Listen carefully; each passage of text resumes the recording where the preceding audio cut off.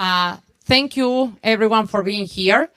I am Milagros Singoni. I am the director of the School of Interior Architecture. And we want to start today's presentation by, first of all, thanking BMA. Since 2013, the Charles I. Barber Endowment has generously enabled the College of Architecture and Design to promote design excellence by bringing nationally and internationally recognized architects to serve as the BarberMcMurry Endowed Professor of Design.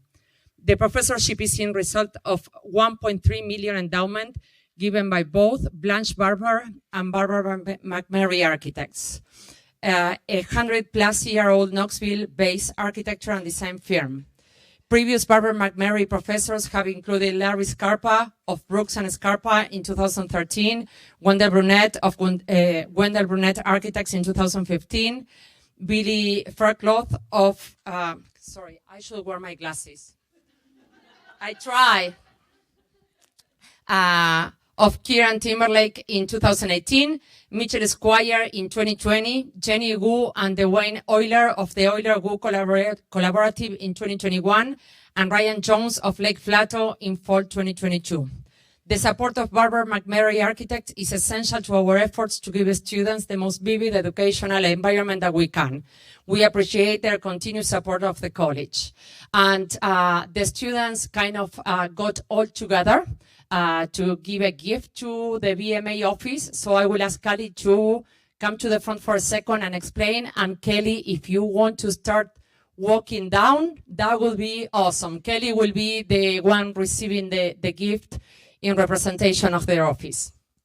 So we just wanted to get a gift as well as put something together for you guys just to thank you. The first thing that we have is a rug from a local artisan that we were fortunate to go and visit. And he walked us through the entire process from how they spin the yarn and how they dye it to even letting all of us on the loom, which was an experience, but super fun. And we did really well. So that's the first one, and in UT colors, obviously, of course. And then the second one is just a book of our compiled experience from all the artisans we got to visit to all the architecture, and a thank you from all of us to you guys just for what you were able to make possible. I know it was a life-changing experience for all of us and really allowed us to experience not only Mexico, but everywhere, like in such a new way, and see like what the possibility in the bands of architecture can really like go to. So thank you so much.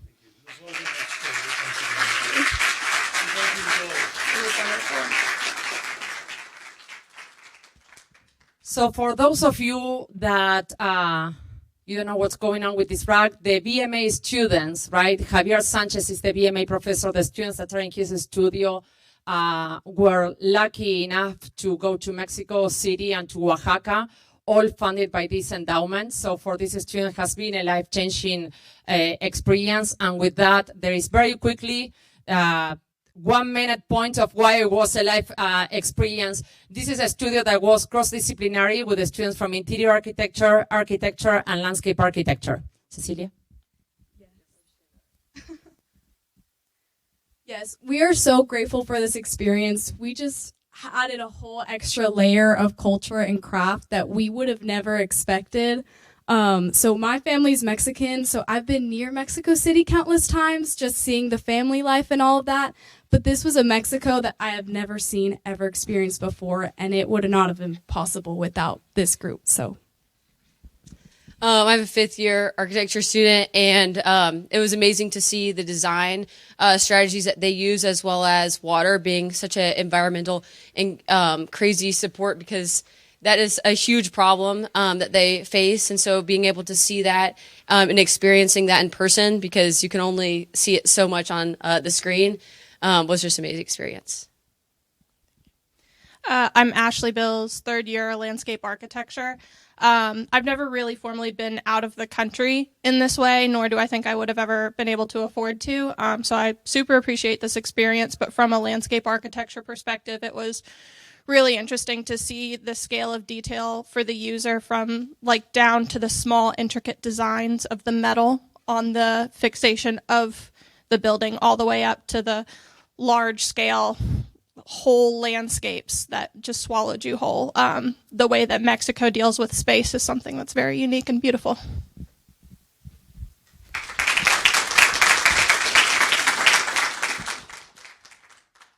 We also want to thank our Dean Yang. Kali is going to give him another book so he can also know, he's over there, so he can also kind of get firsthand of the experience of the students. Thank you, Jason, for the support.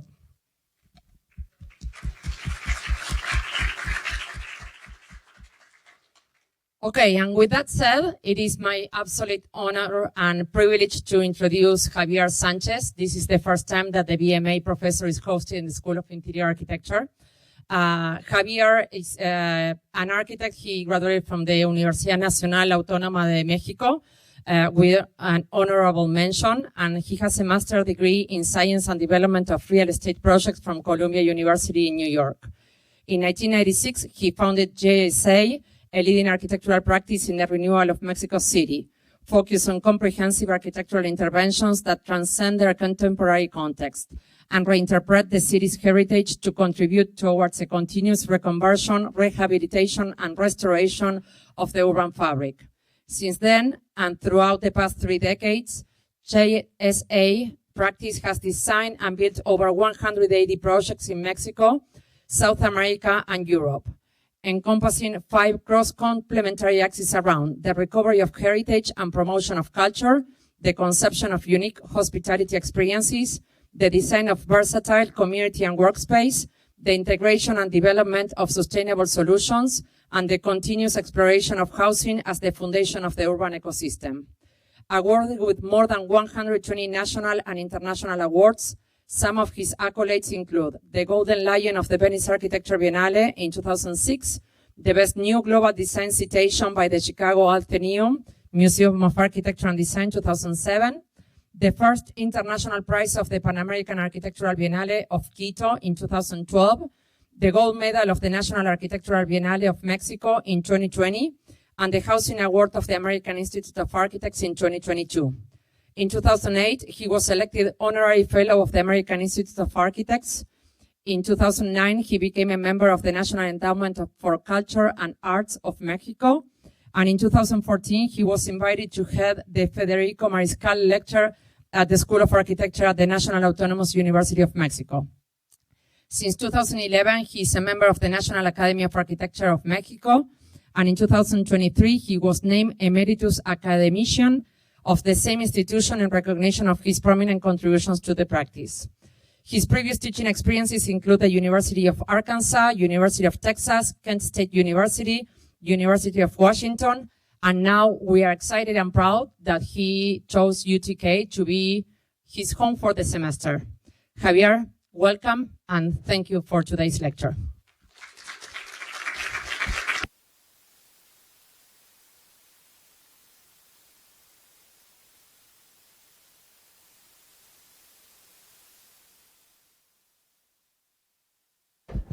Is this working?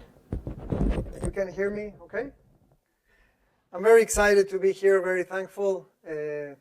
See so many friends, new friends, old friends come together in one place here at UT.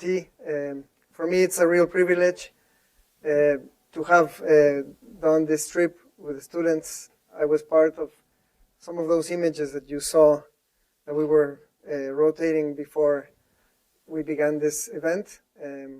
It was as well a mind-blowing experience for me. So I'm thrilled and honored. Wait, I was testing this before and I didn't bring it back to the beginning. Sorry for that. So our practice, as Milagros has already presented, has a lot to do with the urban fabric.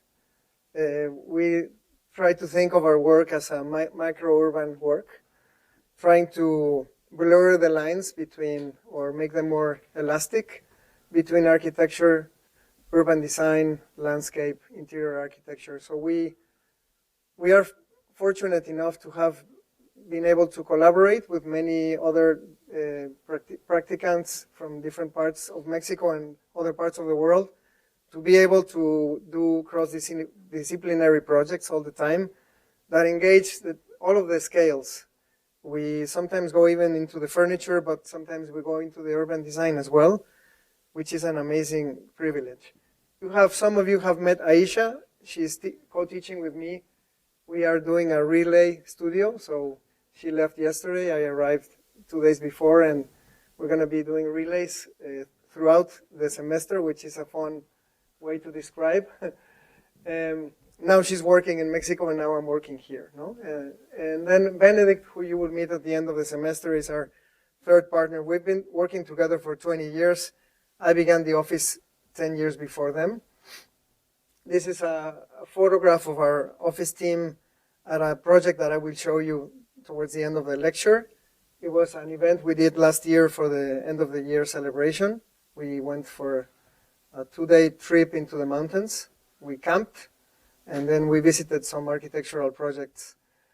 This is part of what Milagros was explaining. These are the 5 axes that kind of try to explain where we work and how they intersect. They do not divide. They are blurred between different programs, and we try to think of them as a whole, as a project, no? And we kind of see this toolbox as very versatile and very flexible. A little bit of Mexico City. Mexico City was based on the Aztec city of Tenochtitlan. Was discovered by the Spaniards. It was a lake city. Some people call it something similar to Venice in 1500s. This is a 1524 map. It was an amazing ecosystem where the chinampas, which is a traditional agricultural system, would be man-made islands with enough food to sustain the Aztec civilization, and they would have the groundwater from the swamp and from the lakes to be able to irrigate this, and that would make 100% of the civilization sustainable. Then, when it was conquered, there was a fight with water, and today we have a problem with water, which is a sad story, but it will hopefully soon be fixed. It's a valley of volcanoes. It's an amazing area, very fertile, very high valley. We're in the neo-volcanic axis that crosses Mexico from the Pacific to the Gulf. So it's also a seismic place. The Spanish built over the ruins of Tenochtitlan. They built the colonial city, even with the stones that were part of the pyramids that were there. So it was like one culture building on top of the other one. This is the main Zócalo, the main plaza of Mexico City, where this is the cathedral. Reforma is an amazing avenue. Modern Mexico has built its small Manhattan, let's call it, with a few skyscrapers that are maybe 50, 60 stories high. It's a huge road that has 210 feet from one side to the other, which allows for this kind of linear park to go all the way to Chapultepec Park right here in the hills. Water would be brought down from the hills through an aqueduct into the Zócalo, which is the main plaza you just saw the image before. And today Reforma talks about our heritage as a city that even had, we had as a country an emperor, an Austro-Hungarian emperor that had this avenue built under Champs-Élysées model asked by Carlota, his wife.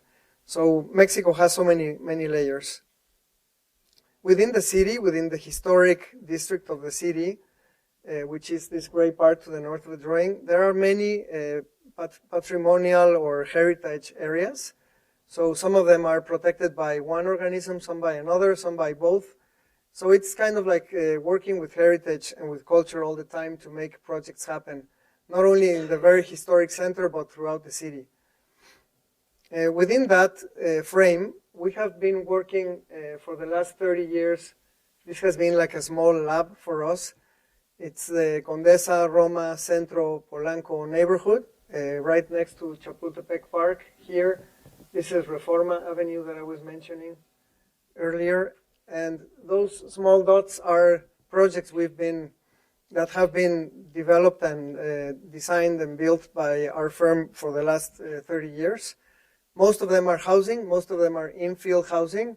Some have recycled structures that we have integrated into new projects. I will show you some of that.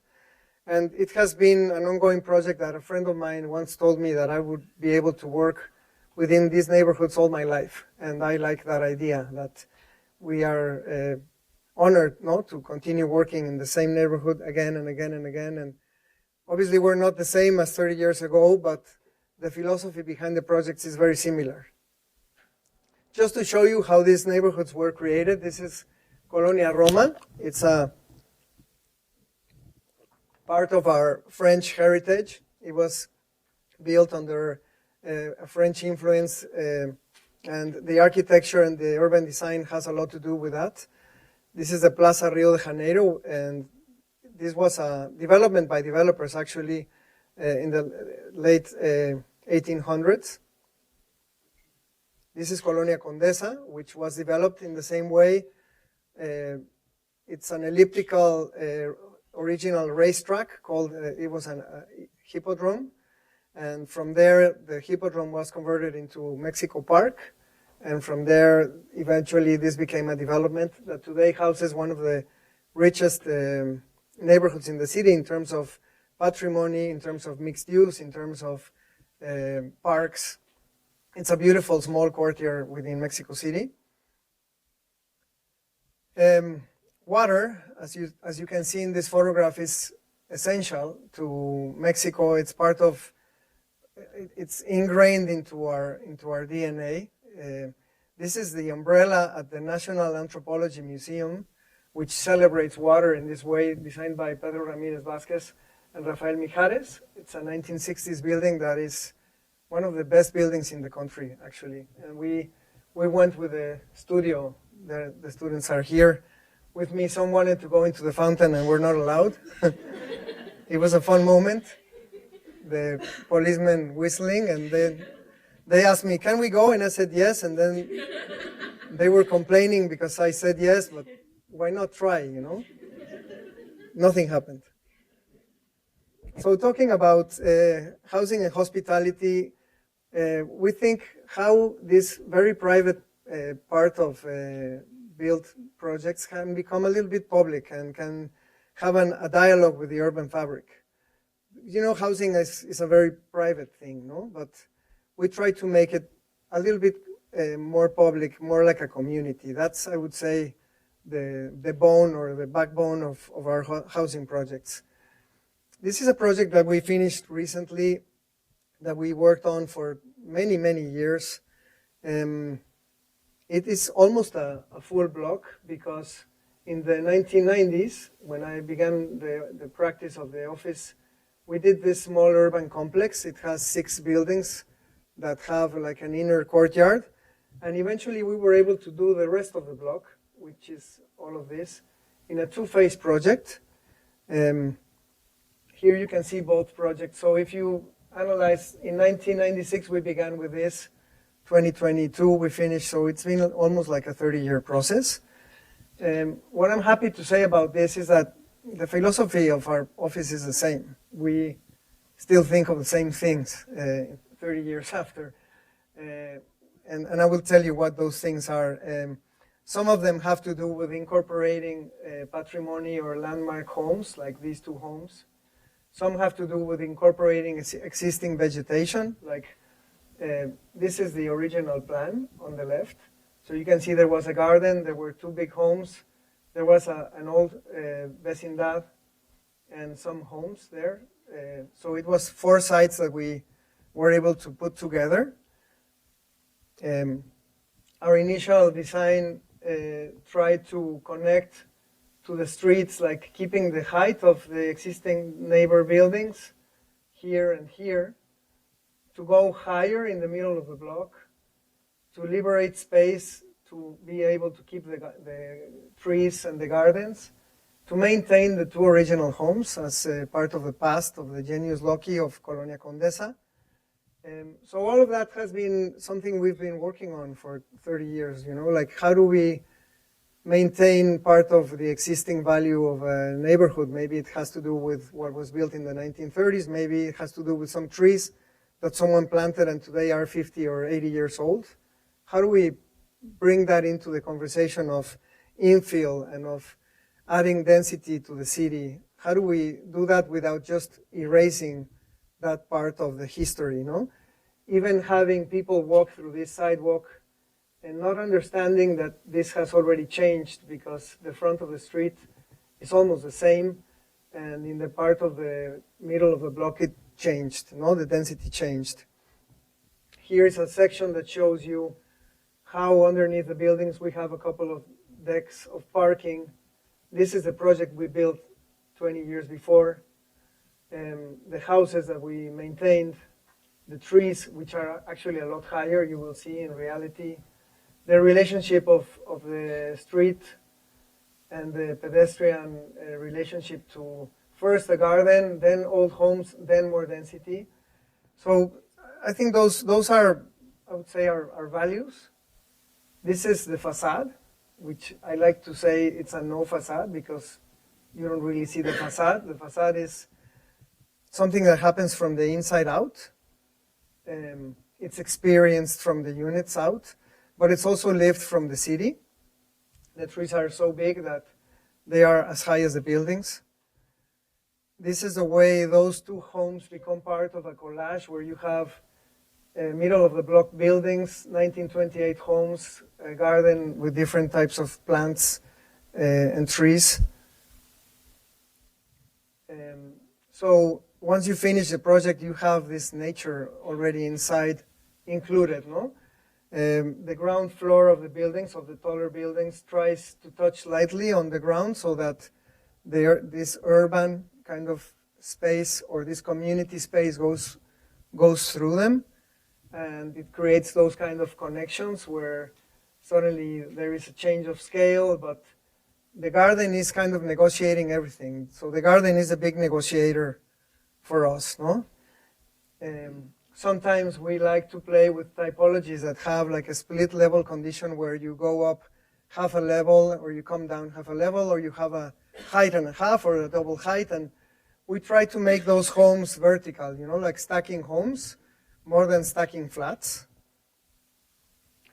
And then the relationship, this apartment is privileged because it has a view to the garden we kept and also to some of the buildings. So there is some relationship between buildings, but we're also making them have their own terraces. For example, here, allow you to live to the south.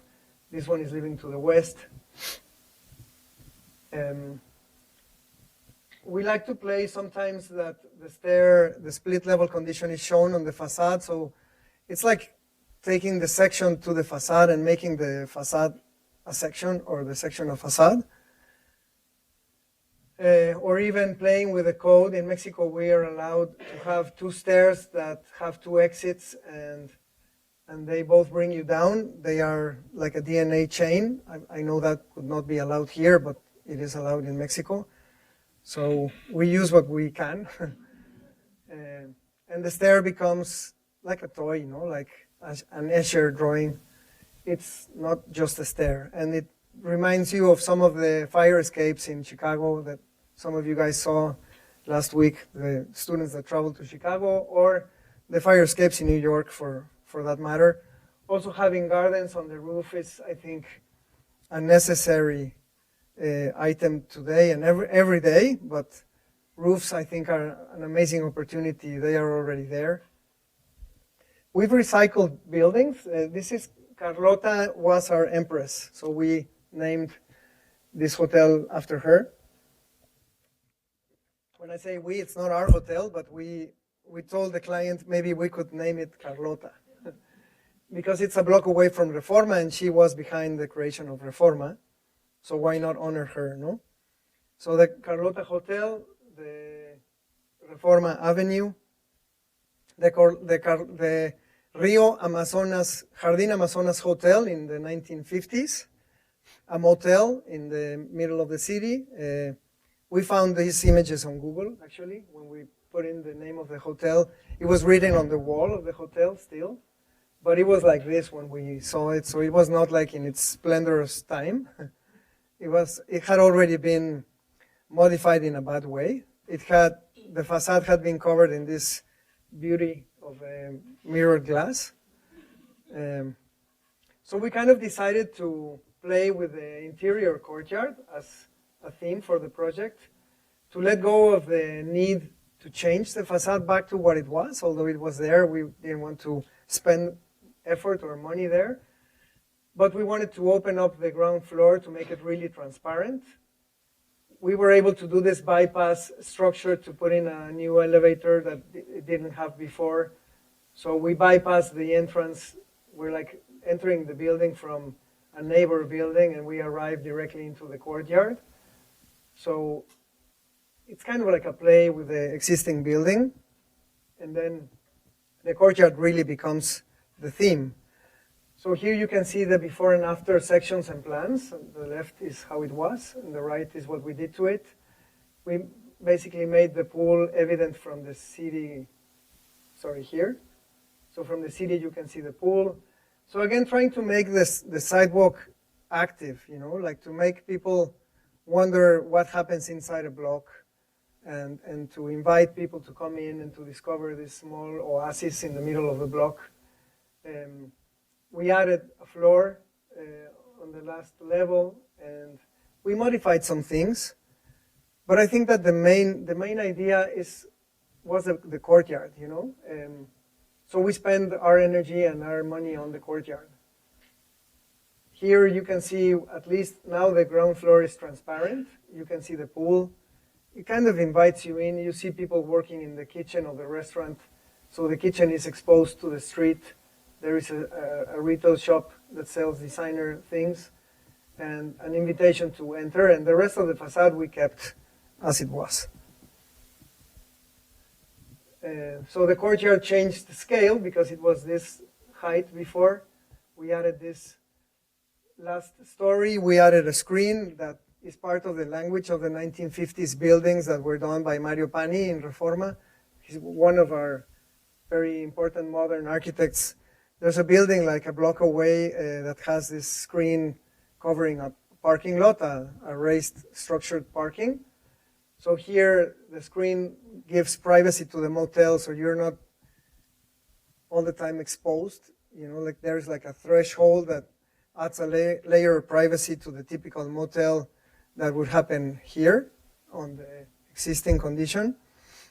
And it also kind of makes a game of being able to peek out to the patio and then disappear behind the screen, and it creates a nicer narrative of the way into your room.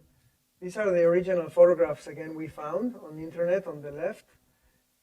This window is part of that mirrored glass facade that you saw. We invited some young artists and designers to do all of the furniture and the art in the rooms. And we added some trees that today are amazing. These photographs do not give them credit anymore. This is another recycling project. It's a dense project. There's 250 units here. So it's almost like a block. You can see on the lower left. This is very close to our new office building, which is right here on the north of the drawing, that I will show you at the end of the presentation, the factory, the ice factory. So it's an old neighborhood it's a beautiful neighborhood. It hasn't really been so gentrified yet.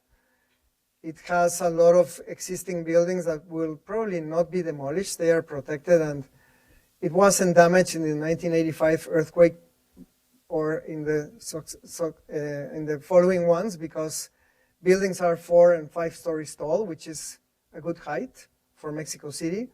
Within the site, there was this old factory. You can see we had this existing condition on the left. We proposed to the city a change of zoning where instead of occupying 80% of the ground floor, we would occupy 53%. So we would do like a system of buildings. We would keep the existing structures, And that way we would be able to comply with the program that the developer needed. And we would keep our buildings as tall as the neighbor buildings and then go up again in the middle of the block. So that's kind of like a simple diagram to explain. The red is the pre-existing structure. And again, that means 2 levels of parking. Today, parking is not required anymore, fortunately. Some of the trees that you see here, inside and outside, were kept. This is the original chocolate factory that we kept, the facade, because behind the facade there was no real value. So in order to keep that, we had to add some density to it that you will see in some of the photographs. So we made it part of a housing project as well. It's in the middle of the block. And you can see the difference of height in some of the buildings and how they scale down to the city. So this is behind that original structure. That's what's happening. Some houses have double heights. They're more like lofts. And then there is like a system of small, I would say small courts or small pedestrian alleys that take you into the units. And it also becomes a place where children can play, people can meet. That's what I meant earlier about housing becoming part of a community program. I mean, I think housing needs to have a community space, and sometimes that community space can be a courtyard, it can be a small alley like this, it can be the center of the building in a big stair, not only an elevator and a hallway, but something more than that, no? And some of the buildings we repurposed and reused, converted into multiple use rooms, some of the units that are behind the original facade. This is how you see this project from above, like from a drone, and you can kind of understand how Mexico City has different kinds of heights of buildings. So it's like it's not Paris or Madrid or Barcelona that has one height. It goes up and down. Fortunately, on this neighborhood, it doesn't go so higher up. As high as it goes is maybe this, which is in the middle of the block, and we were trying to establish some dialogue with the brick of the original building using this black brick to make the buildings more horizontal, to make them feel more horizontal. This is a low, not the lowest, but let's say middle to low income project. So we were very pressed by the developers to use the minimum, no, of everything. We were able to sometimes convince them not to touch all of the alley with units and to have sometimes like spaces that kind of breathe a little bit more and connect different alleys. Terraces are small because the developers sometimes don't believe in them. We have to fight for them. After COVID, it's easier. This is an apartment building. This is outside of the central part of the city, so this is closer to where we have the volcanic rock that settled and was converted into Ciudad Universitaria or University City, and where Luis Barragán designed Jardines del Pedregal, which is a 300 hectare residential program that he did close to University City, keeping the endemic landscape of the volcanic rock and all of its landscape, which is beautiful. So here we have volcanic rock underneath the building. So we were able to do something more bold in terms of shape of the building, in terms of the structure. This is the University City Stadium, which doesn't house 100,000 spectators, by the way. But it's the house of the Pumas, our team from school. This is the site. It's kind of like a fourth of a pie-shaped site. The developer wanted 113 units. That meant like a big box. The box was not going to work. It was too deep to have windows. Housing has a limit, you know. If you make very deep housing, it doesn't work. So we kind of proposed to him to make like a string, like a thread, where we could extend the perimeter of the housing project like twice as much. And that would allow us to have a lot more windows. So this is the contour of the building. And it's a very pragmatic way of explaining different alternatives we worked through. But it's just like, here you can see the difference, no? The facade perimeter and how it kind of unfolds, and it becomes so much more facade when you do this shape. It's inspired on, obviously, Oscar Niemeyer's Copan building in Sao Paulo, but also Alvar Aalto's flower vase. And it also allowed us to think of having an amazing park on the rooftop of this building, because in a square you have like a depth, but within this kind of design you have a bigger depth. The building was built with prefabricated slabs made in a shop with, there's air inside these plastic bubbles that make the slab lighter, and it's also an acoustic thing, and they are prefabbed, and the last part is poured into the slab in the site. So the slab takes everything. The slab takes the electric, the water, the beams. Everything is in 28 centimeters of a sandwich. That would not be able to be done in the center of Mexico City because the soil is so bad. But here again, the volcanic rock was what allowed us to do this.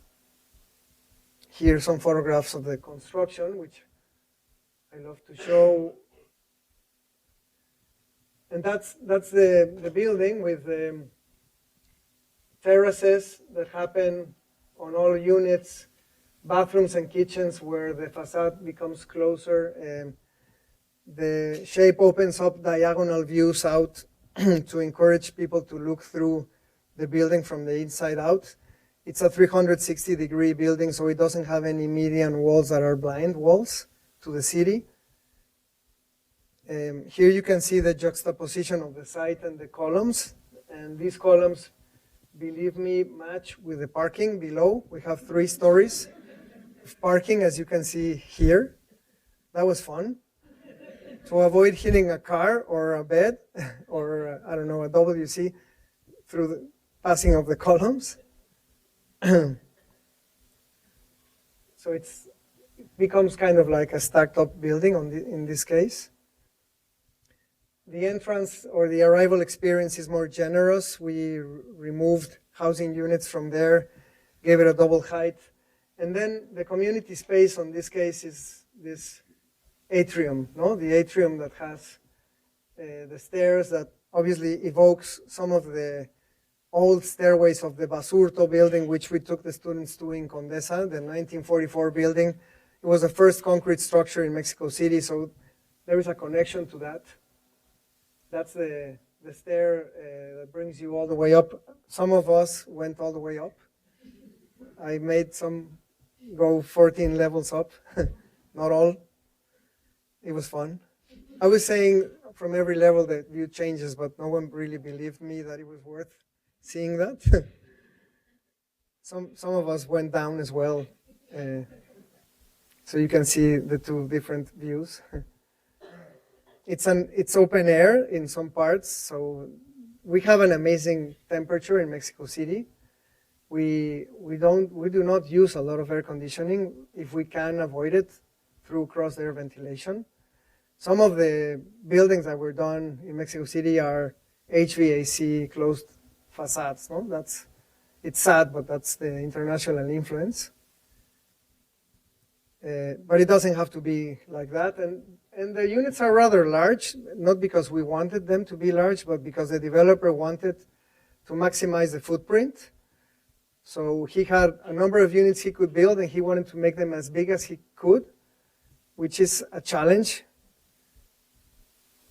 especially with this shape.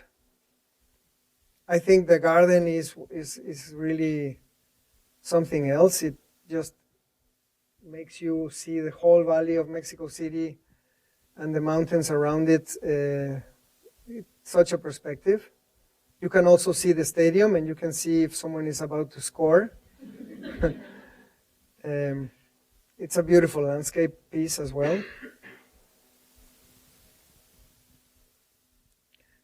This is another hotel close to Carlota. I took the students to visit this one. Some of them say it was their favorite project. It's a small project. It's a complicated project in the alley street of Reforma, behind the huge buildings. So those streets are not really nice. They're service streets. So the rooms would be facing like a very bad service corridor. So you can see the location here, again, Reforma Avenue. So we kind of decided to play like a radical move here to have a small kind of canyon courtyard that is 20% of the site, which is, we covered 80% of it, our maximum footprint, extruded that 8 times above the city level and twice, well, almost 3 times below the street. We added this facade structure that holds the elevators, the stairs, and some amenities that happen every split level. So there are height and a half amenity spaces that happen there, from the entrance to a garden, to a gym, to other programs that happen, to a pool on the last level. So you can see the section here. People enter, this is the alley that I was talking about. So here you would see a parking lot, a structured parking. So we were like, why do we want to see that? Let's make the rooms interior. Let's put the lobby 2 levels below the street level, the street entrance. So you enter here, a very thin part of the building, and you look down, and you're kind of invited into going down. The stair is like a submarine kind of experience that you will see. And then you go down to a speakeasy on the -2, or you go up to a tropical garden on the roof level. And light is, I think, really beautiful on this project because it becomes like really dense. The lower the levels, the denser the light. The higher the levels, the lighter, let's say, the light, or the brighter the light. So it's really beautiful when you are able to experience that. And there are many layers between your bed and the courtyard that allow for privacy because you have 20 feet to the next window. So this is channeled glass facade that allows the sunlight filtered in to come into the amenities. And it's also an urban lamp at night. That's the stair that you will see in our entrance foyer, which is very small. So it's kind of like a total invitation to come down and to, this stair only happens for the levels below and 1 level above. So that's the courtyard. The courtyard has a floor designed by Perla Krause, an artist from Mexico who used different kinds of volcanic stones to make this design. So that's, here you have the layer of this architectural screen, but then there are 2 layers of curtains. Well, there's a terrace and then 2 layers of curtains and then your bed. This is some light coming in the center from the channel glass facade on the street to the south. It's a structure of metal, and this wall, this is, when we build walls into this very bad terrain and there is ground level water, we build these walls first. We pour them in and then we excavate. So when we excavate, there are accidents on the walls. Those accidents have become part of this design. So we, instead of putting some drywall or some second wall, we convince the client of making that part of the building. And that's like the layering. So you do have some experience of seeing your neighbor, but it's a hotel. It's not every day. I think it's fun to have that kind of intimacy sometimes and to have like a level of privacy that is not the same as in housing, to play with that. There's also a terrace, and you can open up those screens and have more light coming in. But rooms tend to be a little bit darker, you know, and I've asked myself how many times I've been in a hotel working in a city and opened up the windows or the drapes, or if I just arrive and rest. And opening up the drapes, and that's like a different kind of a vacation, I think. Hotels in cities sometimes are just to embrace us, to make us rest. So we were playing on that. And if you wanted to have like the other kind of experience, then you would go up to the roof. There are some windows that we carved to make. This is our Mexican Petroleum. It's a national company, the building. And it's not that we wanted to honor that, but it was there. So it was nice, no, to have some moments where we were showing the city, because you don't see the city at all. Or you can see the tall buildings of Reforma in front of us, but from the rooftop.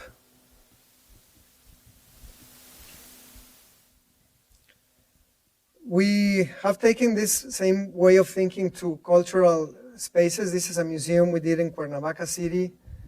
Cuernavaca is outside of Mexico City, like an hour away. It was like a home away from hometown, like driving into the mountains for an hour and going into this beautiful landscape, having a nice garden. But obviously gardens happen only in the big houses, in the big terrain, big sites. There are not so many public gardens in Cuernavaca, unfortunately. So our site was half an acre. No, sorry, two and something acres, 5,000 square meters. So we kind of thought, and it had been populated by some homes and by trees before we were asked to do this competition for a museum. Our site is right above this creek. This is the Zócalo, or the main plaza of Cuernavaca. There is a small Zócalo, or a small plaza of this neighborhood here. And our site kind of negotiates that view over the creek. This is what happens behind our site. So it's like an active public space. It has a church, a market, and a public school. This was our competition entry, where we kind of did this frame for a garden. The museum was sitting in the back of that garden, very silent building with big walls, an open ground floor that would be linked to the experience of the garden. The sculptures of Juan Soriano would populate the garden, and they would become the permanent exhibition, and the exhibition spaces would be temporary, and they would be housed above the garden level.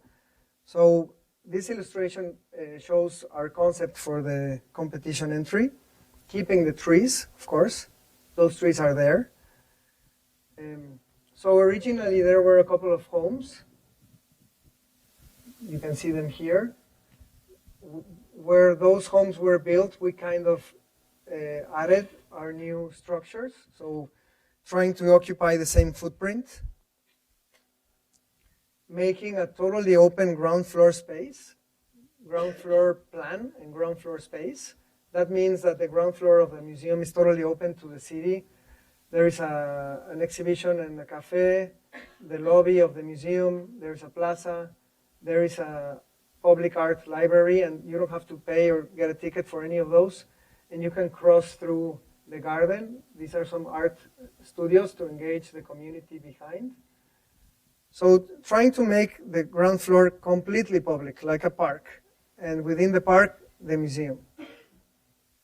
So the ground floor has this forged structure with columns that hold it and raise the exhibition spaces above.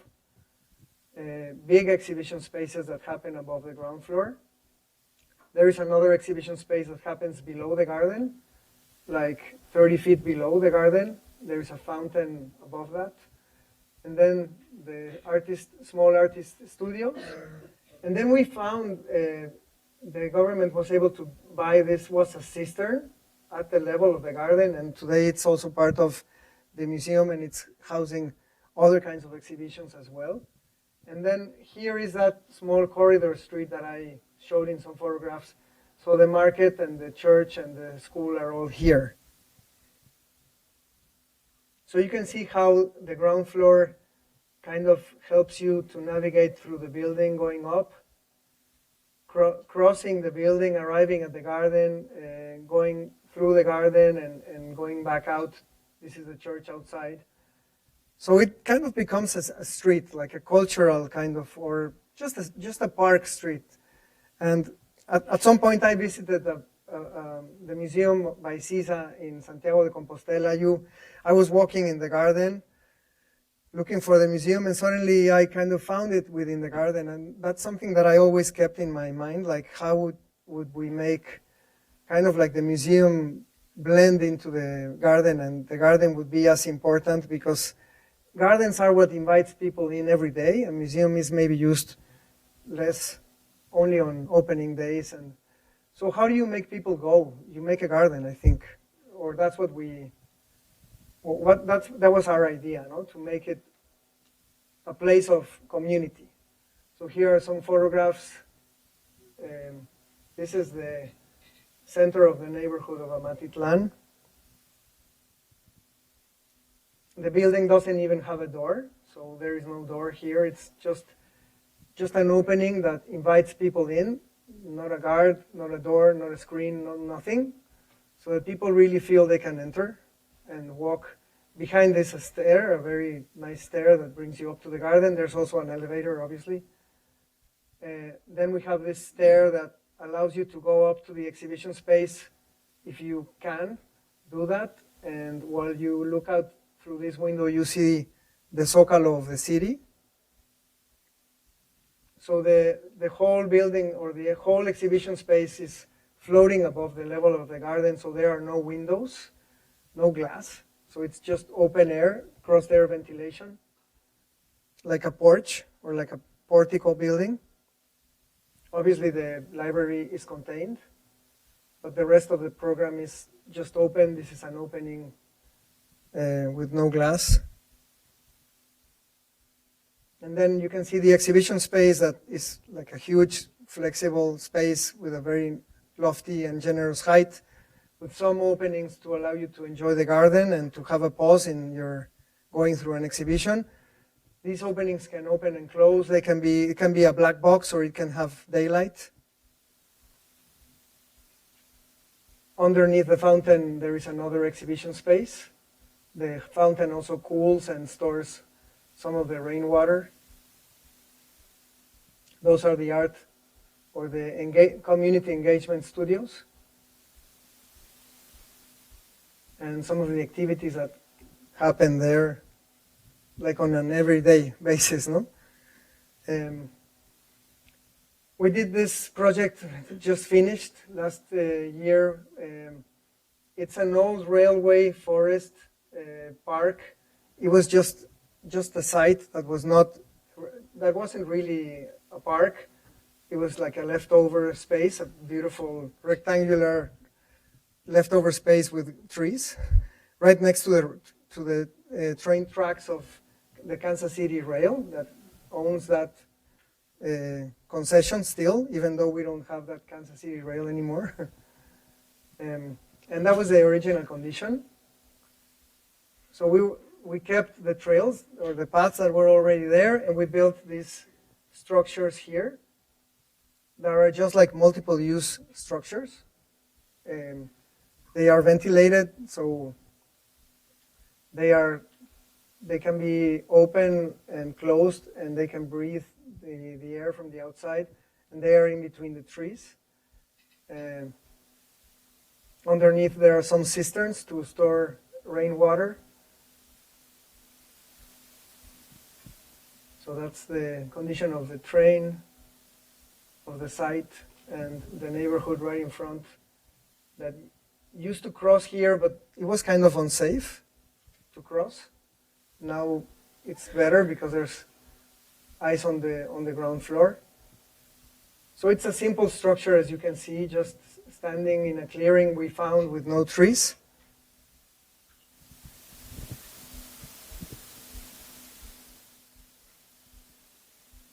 More like a pavilion.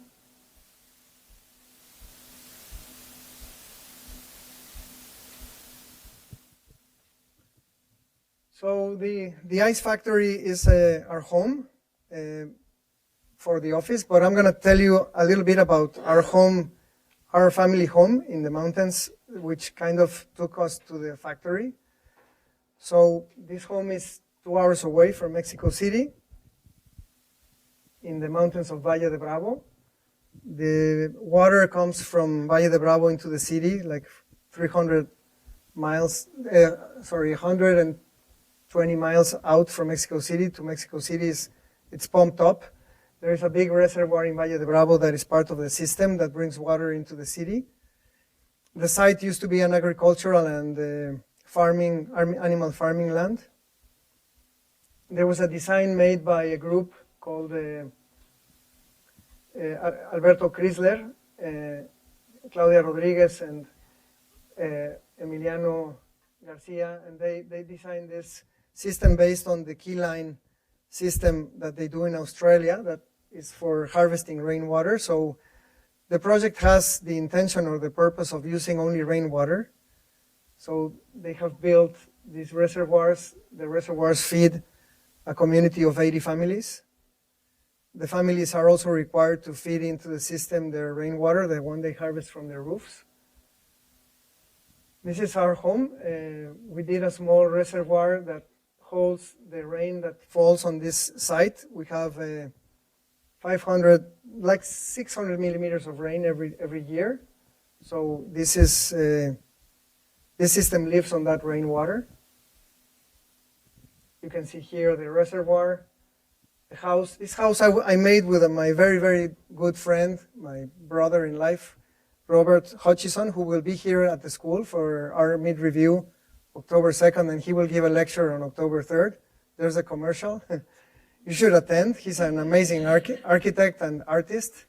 I'm sure you will enjoy. So we should greet him here. So we designed this together. We did this house, a bathing pavilion, and a small art, well, let's say it's like a guest room more today. It was a studio, but it became a guest room. And everything is connected, so all of the buildings share their water, whatever they capture into the reservoir, the site as well through key lines in the topography.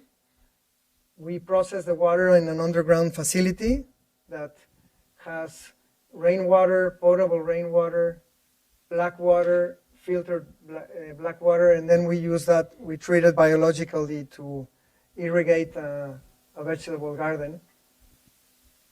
So it's the full cycle of water. The natural landscape used to be a forest before.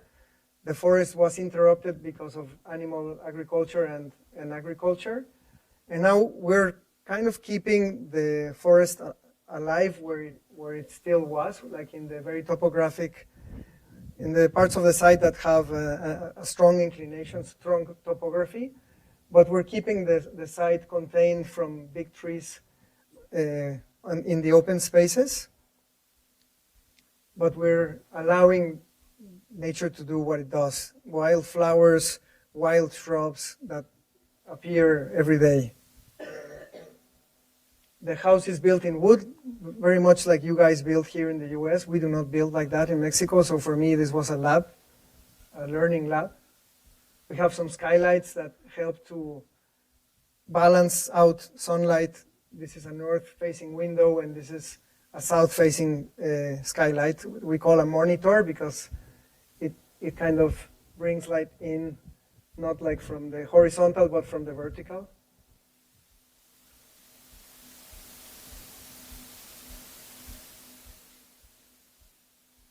And then this is like a small homage to water, to bathing, to the culture of bath. So it has a couple of thermae. One is a hot thermae and a cold one. It has a small sauna, and it has a shower. And the fountain is alive. So in rainy season, it's a fountain. In the dry season, it becomes a hot tub. You can see. Well, I kind of enjoy it. It's an amazing place. It becomes alive. The sound of rain after it rains, it clears out. The clouds move. The sun comes back in, but the building is alive. You know, it's bringing water down. It's really beautiful.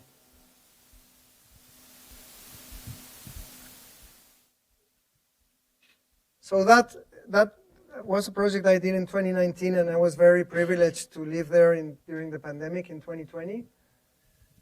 But we were looking for a home for our architecture office because the pandemic took us out of our office. When we came back, we were looking for a ground floor, we were looking for a garden, we wanted to connect back to nature, we wanted to do so many things that we had never done before. We were in a 8-story building here. Well, no, on the 8th story of a 15-story building. It just confuses you because it's like double height facade, but it's 15 stories tall. It's in Condesa neighborhood, done by Ramon Torres, a great architect. We were able to open up some terraces within this curtain wall facade. That's again Aisha and me some years before. So we were already playing with the facade, like incorporating some of the nature and going against the logic of a curtain wall building, allowing light and natural wind to come in and not to have HVAC all the time. But we didn't find a house with a garden in Mexico City. It's very expensive and almost impossible. So a friend of ours told us about, he had this building sitting there. It was a storage facility for him in the old neighborhood of Atlampa. Santa Maria la Ribera is the chocolate factory project I showed you, is here. This is the division, and this is Atlampa, which is the neighborhood that was done for the rain, the trail, the train, the industry. Everything happened here, like here in Knoxville. So then the viaducts, the elevated viaducts, kind of like a familiar story, I guess.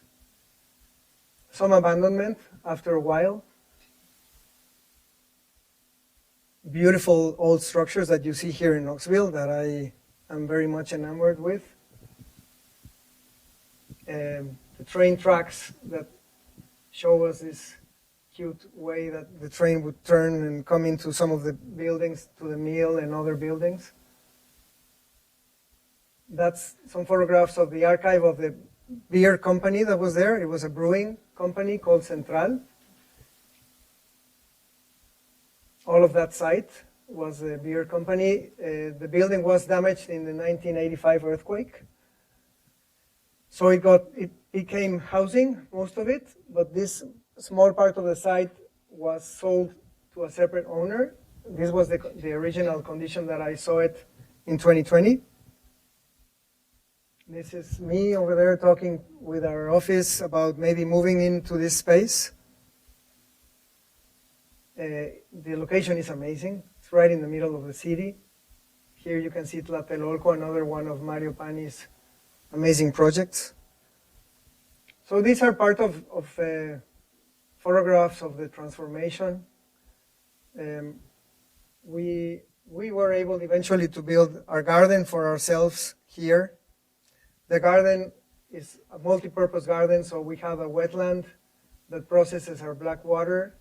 We have a small forest that is at 7,000 square feet elevation garden, which is what we would have if there were no Mexico City here.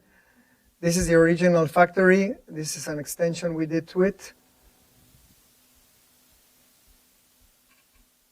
So that space was, we housed a workshop with the students from UT. They presented their work.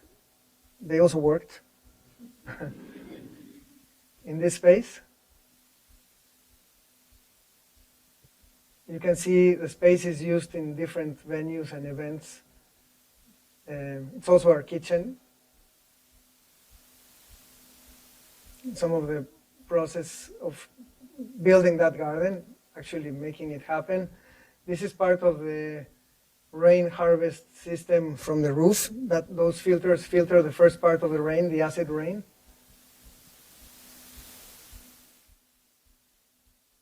So the garden has grown beautifully because we have ground level water like 6 feet below our building.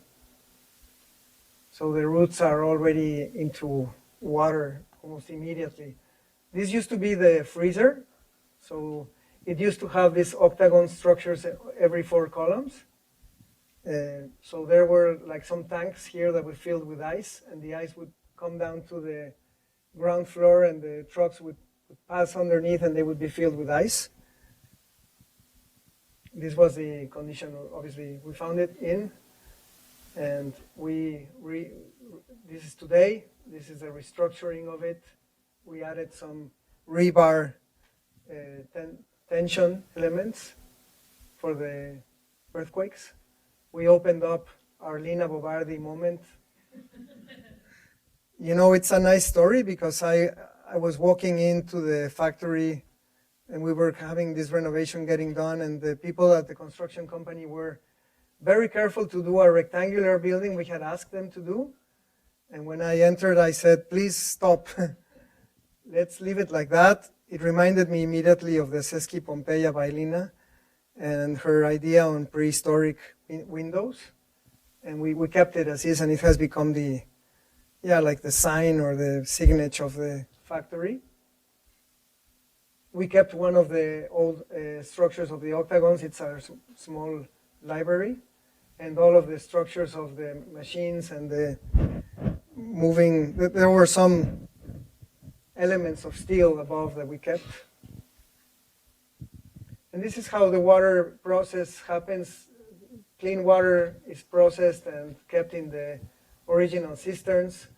Black water comes from the bathrooms, is cleaned in a treatment plant, and then it's going through this wetland system, and then it's going back to the toilets, and the excedents are getting infiltrated into the ground level water.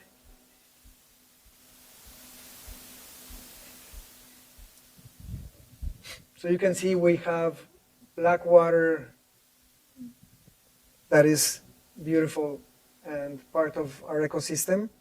It's not black anymore, and it doesn't smell, and there's no mosquitoes, and all of the things that people say are really not happening there, and it homages or it celebrates Xochimilco and the traditional agricultural system that I was talking to you about in the first couple of slides.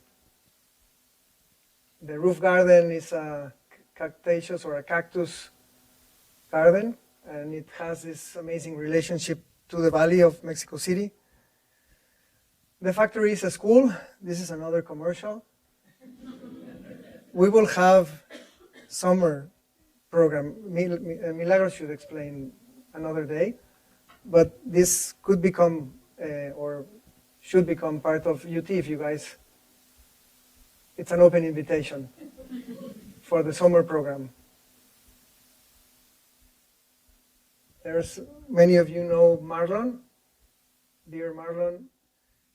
I was invited the first time to the US to teach was through the University of Arkansas in 2006, the John Williams Chair. So, I don't know, 18 years later, it feels great to be here with you guys through the BMA endowment. It's like a closed loop in my life. So, I really appreciate that. Thank you very much.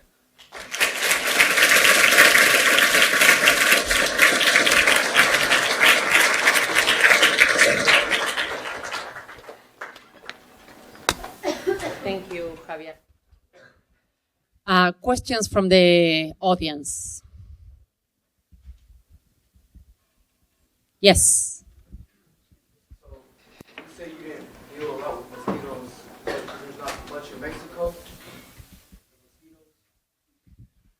Well, there are, but not necessarily because of the wetland system. So it's not been a problem.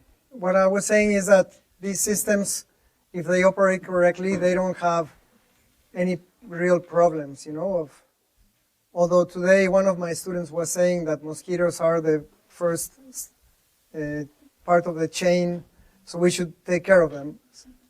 And I agree.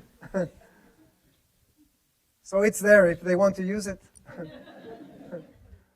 So just in case, the office is totally off the grid. I mean, by code, he needs to have water for the city and sewage for the city, but it's in a full cycle that is not connected to the city. which is, if you think about it that way, with 60 people using that building, 100% independent from the city infrastructure is mind-blowing. Yeah, that's true. Other question. I think it's an experiment. We are working to see how that goes, but it works today. And if you take a shower, then you need a third cycle for gray water, no? Which is something we want to do eventually. More questions? Can you talk loud enough, or? I was going to model what it means to be a good citizen and wait for the microphone. Also, because we have the microphone in part because the people who are watching this streaming only get it if it sorry. I'm on the programming committee. I can't help it.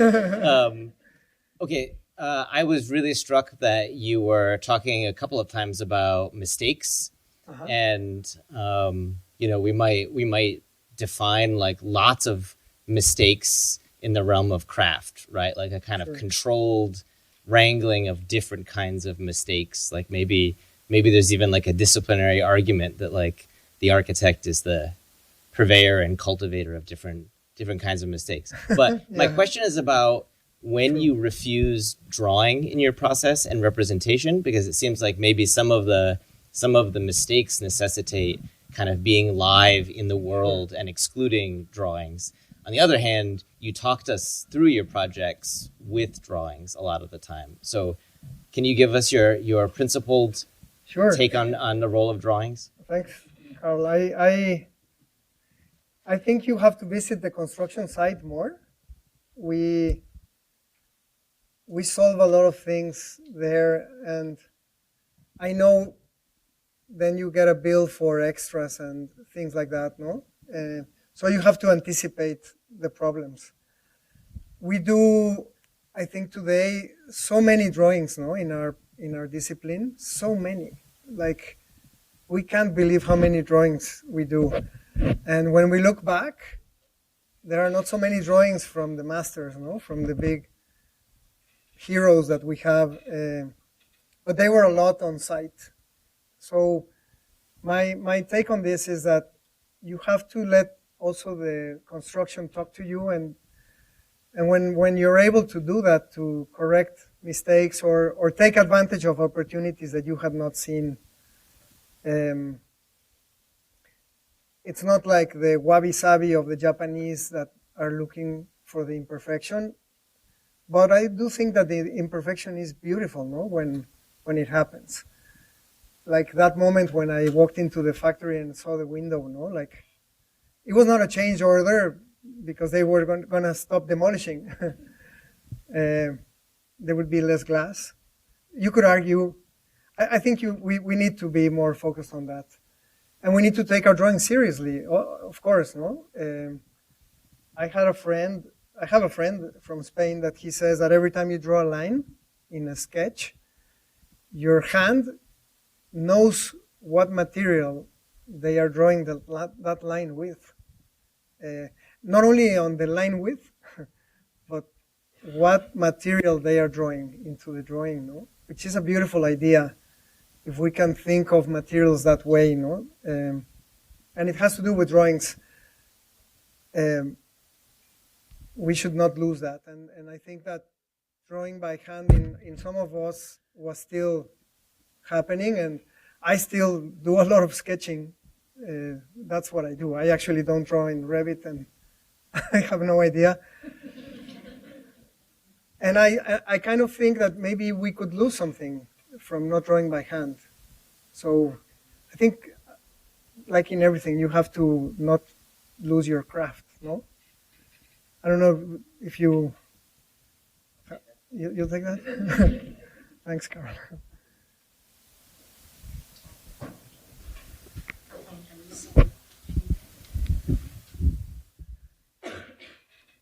Great to see you talk again. Thanks, Josh.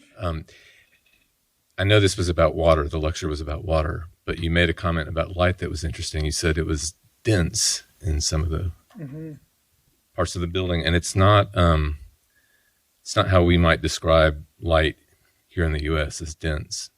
So I thought maybe it was a language thing at first, but then I thought maybe that's an appropriate way to think about light in Mexico City. And so the question is really about how, because I noticed a broad range of, contrast with like really well lit, well illuminated spaces, but then spaces that were going very, very dark. And so I wanted to ask about light and how the light in Mexico City influences your thinking. Yeah, I was very scared in that hotel project. And being scared is fine. You're like on a cliff when you're building a project and you don't know if you're going to fall down the cliff. But I was very scared that the rooms on the first floors would be dark. And then I loved the darkness, I was so amazed by that. It's difficult to reproduce that maybe on a 3D program and to imagine it, but to me, the most beautiful rooms in that project are the first and second and third floor more than the top floors, which is usually everyone wants to be on the top floors, no?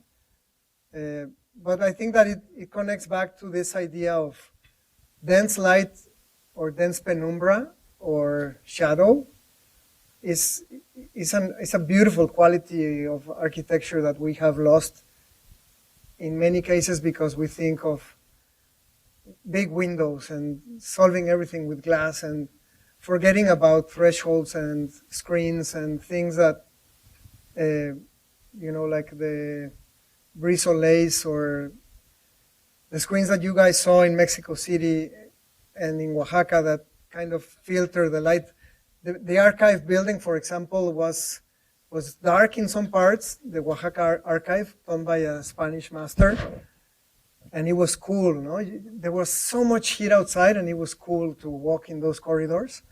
So I think we need to use that as a material, And we always say it's a cliche, Like light is a material, light is a theme, light is so important. And in Lucan's work, he talks so much about it. But I think he was also talking about this quality of the Pantheon and that aura of light coming down into a space, or the Embrace of Shadows book. With Rob, we make fun a lot of times about how dark our home is. And maybe for some people it is too dark, but we love how it's like looking through a camera because everything is light outside and you create this frame for viewing and it makes your eyes rest. The light here is very strong, very harsh in Tennessee. And some of the students today were talking about how they wanted to, in my second year studio actually, they were talking about the light of Tennessee and the sunlight and the color of the fall. And I think that they should work with that. It's a beautiful idea if they can get away with convincing a client, maybe they don't have to say it. Just work with it, But yeah, it's like an immaterial material.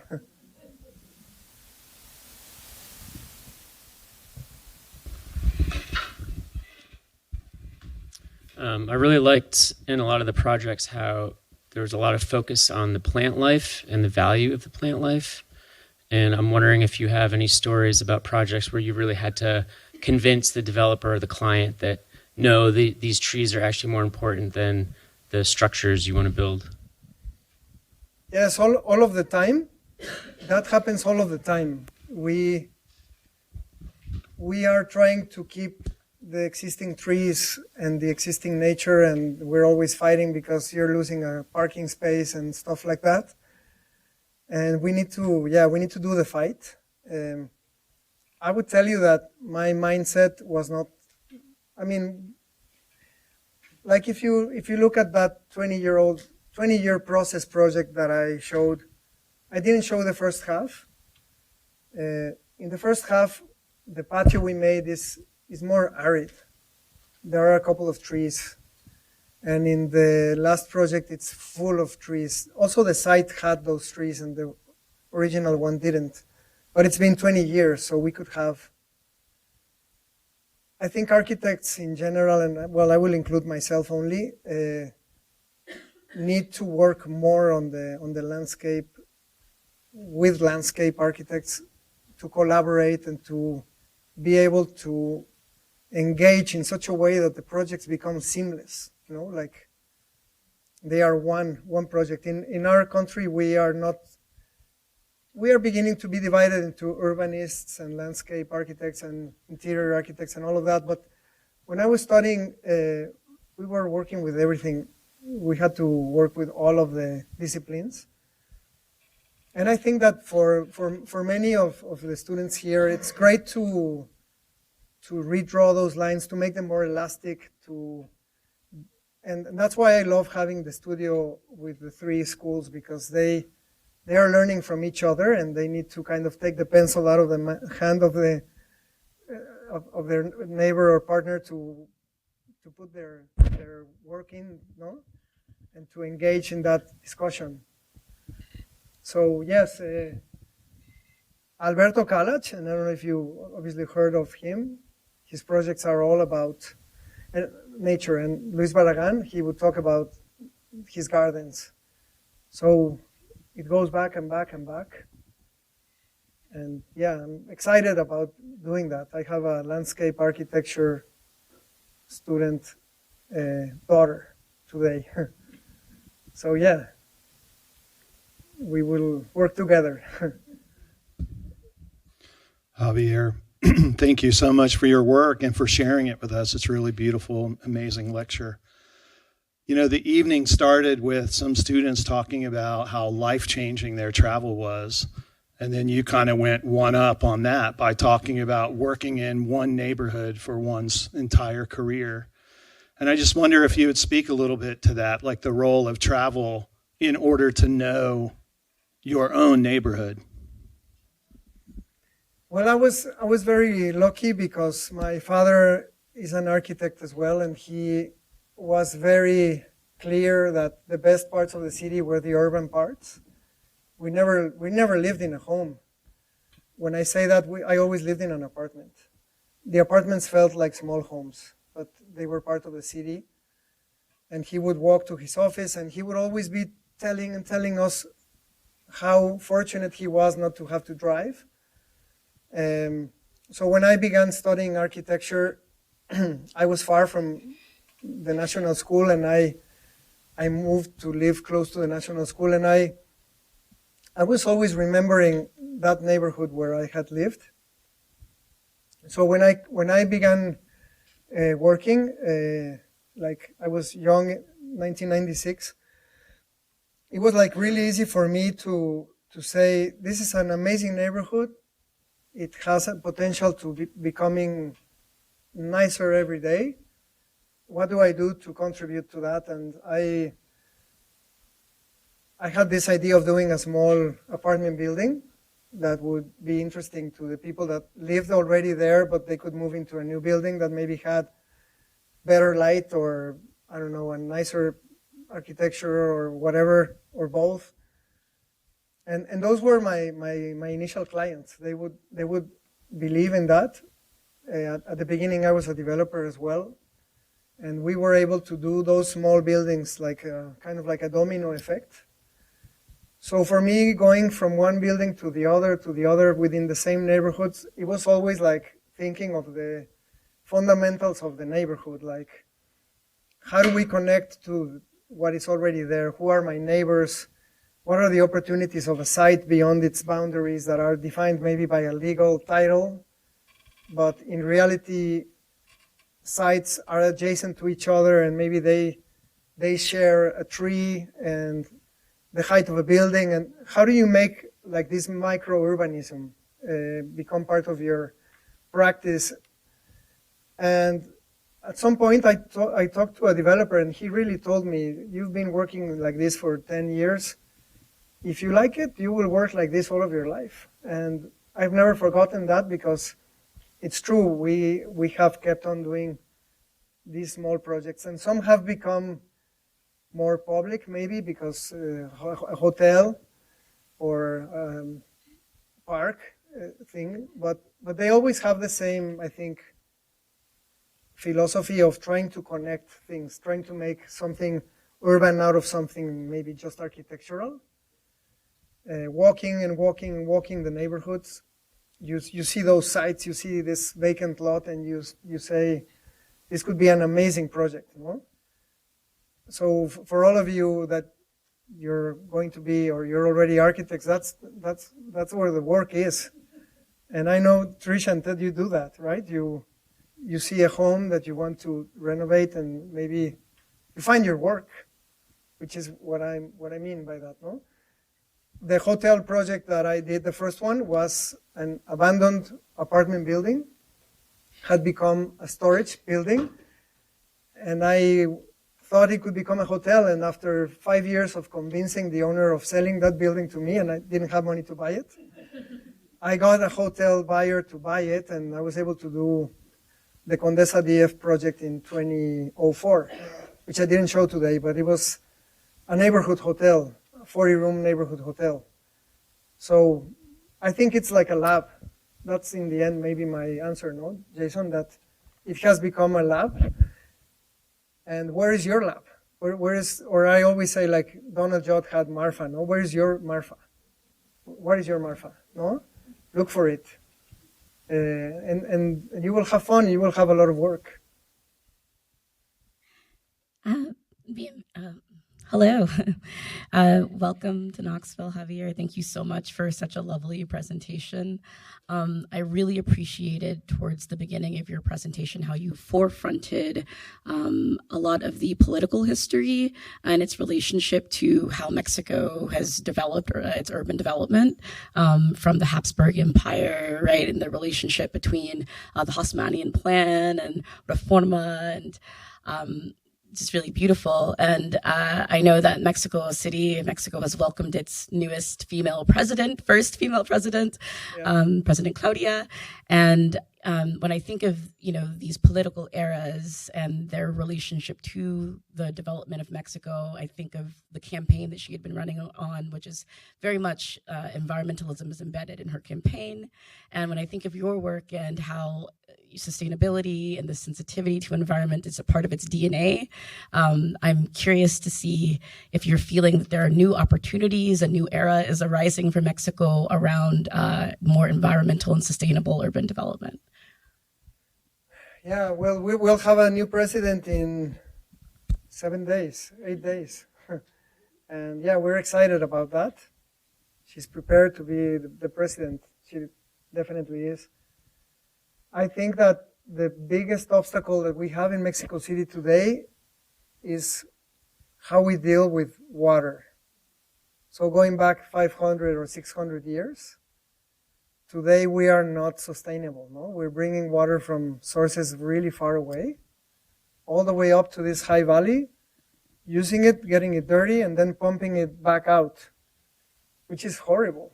And I'm sure this is not the only city in the world that does that. There are many that are in that category.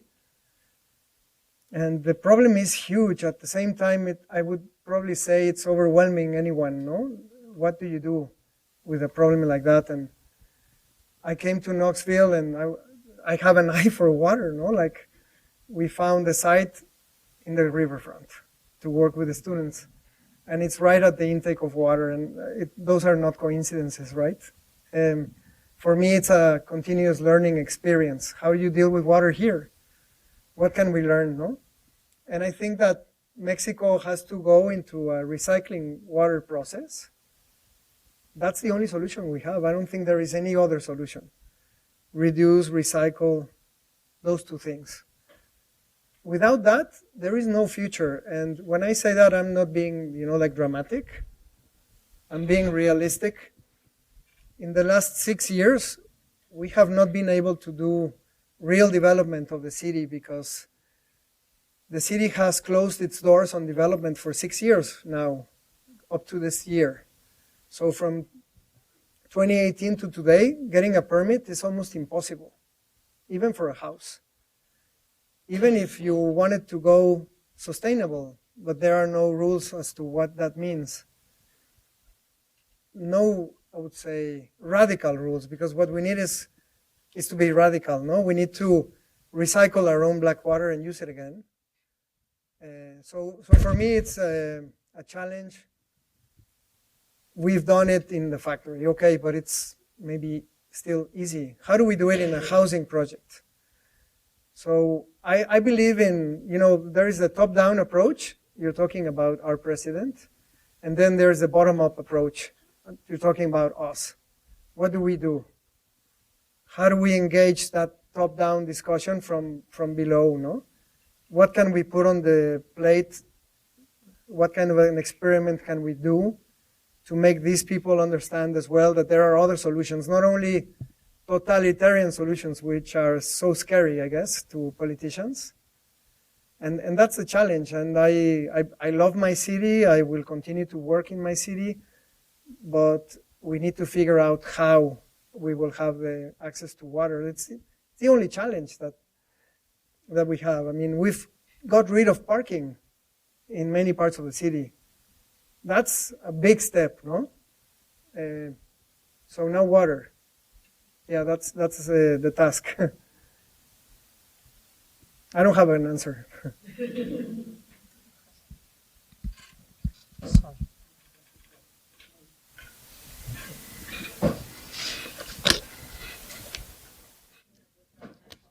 Question?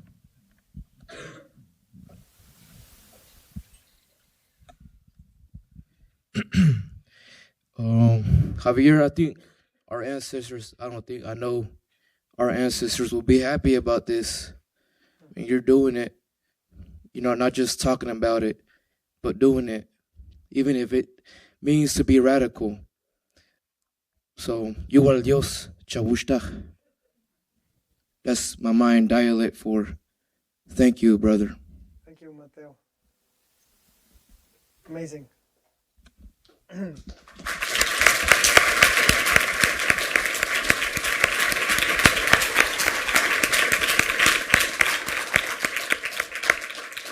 And Javier, I want to thank you again for taking the time. For those of you that they don't know, he's the BMA professor.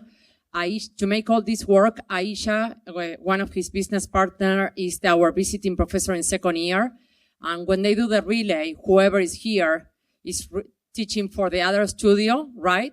So unlike all the other BMAs that they used to come and travel and then the students would be with someone from the college supporting, they took all the effort from their office, which is great. I want to thank again BMA for supporting this, to our Dean Jason Young for allowing us to try a BMA that was international, right? For our collaborators, we have RJ from the city that has been part of the studio, the Riverline project that has been part of the studio, Centro Hispano that has been helping us a lot with contacts. We all are looking forward to the end of what the students produce, no pressure, to the BMA studio. And thank you, everyone.